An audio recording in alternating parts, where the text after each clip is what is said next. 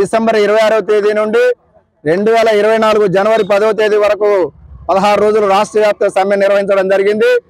మరి ఈ యొక్క సమ్మె విరమణ సందర్భంగా ప్రభుత్వం కార్మిక సంఘాలతోటి ఒప్పందం చేసుకొని 12వ తేదీన 16 అంశాలకు సంబంధించి మినిట్స్ కాపీ ఇచ్చారు.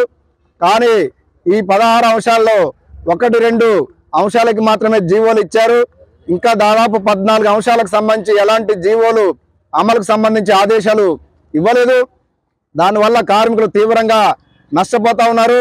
కనీస వేతన 21,000, అలాగే స్కిల్డ్ సెమీ స్కిల్డ్ జీతాలు, అలాగే క్లాబ్ డ్రైవర్లకు 18,500 కనీస వేతనం, వీటికి సంబంధించి ఆదేశాలు రావాల్సి ఉంది. యూజీడీ కార్మికులకు, డ్రైవర్లకు, మలేరియా వర్కర్లకి 24,500 వేతనం ఇస్తా అన్నారు.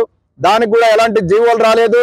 అలాగే చనిపోయిన వాళ్ళకి సంబంధించిన ఇచ్చే మట్టి ఖర్చులు కానీ, రిటైర్మెంట్ బెనిఫిట్లు కానీ, అలాగే సమ్మెకాలపు ఒప్పందాలన్నిటికి సంబంధించి 16 అంశాలకి తక్షణమే జీవోలు విడుదల చేయాలని ప్రభుత్వం కమిటీలతోటి కాలయాపన చేస్తూ ఉంది.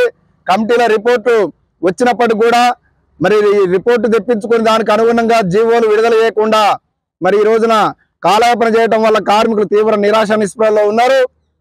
మరో పక్కన ఎన్నికలు సమీపిస్తూ ఉన్నాయి. మరి ఎన్నికలు సమీపిస్తే ఎన్నికల కోడ్ వస్తే మాకు జీవోలు రావని చెప్పేసి ఆందోళన ఉన్నారు. ప్రభుత్వం వెంటనే సమ్మెకాలపు ఒప్పందాలకు సంబంధించిన జీవోలను విడుదల చేయాలని, ఇంజనీరింగ్ వాళ్ళకి స్కిల్డ్ సెమీ స్కిల్డ్ జీతాలు ఇవ్వాలని, క్లాబ్ డ్రైవర్లకి 18,500 కనీస వేతనం ఇవ్వాలని చెప్పి ఈరోజు రాష్ట్ర వ్యాప్తంగా అన్ని కలెక్టరేట్ల దగ్గర పెద్ద ఎత్తున ఆందోళన జరుగుతూ ఉంది.